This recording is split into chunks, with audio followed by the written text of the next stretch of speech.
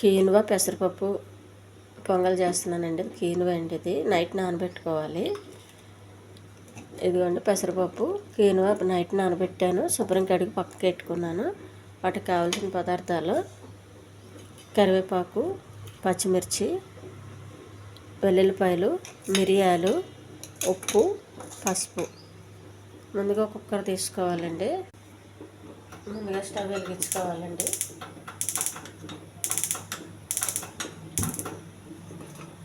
Cooker పెట్టుకోవాలి.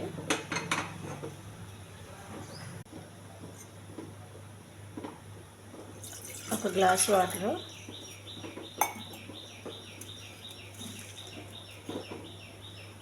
కరివేపాకు అండి,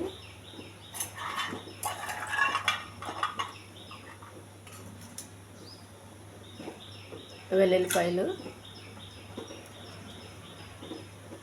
పచ్చిమిర్చి, మిరియాలు కొన్ని,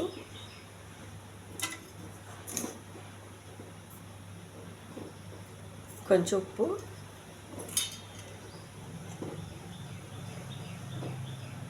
కొద్దిగా పసుపు.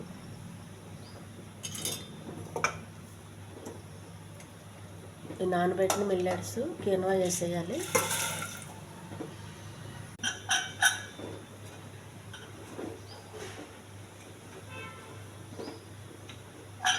కుక్కర్ మూత పెట్టి 4-5 విజిల్ రానివ్వాలండి.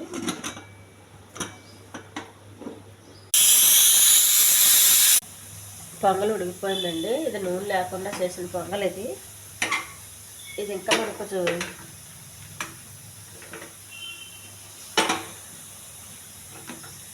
గట్టిగా కావాలంటే కొంచెం సేపు పెట్టాలండి. పొంగల్ కొంచెం వాటర్ ఉండగానే దించాలి. చల్లారిన తర్వాత ఈ వాటర్ అంతా పోతుందండి.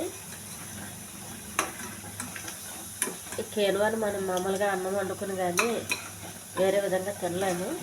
సప్పగా ఉంటుంది. అందుకే ఇలా పొంగల్గా చేసేసుకుంటే చాలా బాగుంటుందండి. దీన్ని గిన్నెలో తీసుకోవాలి.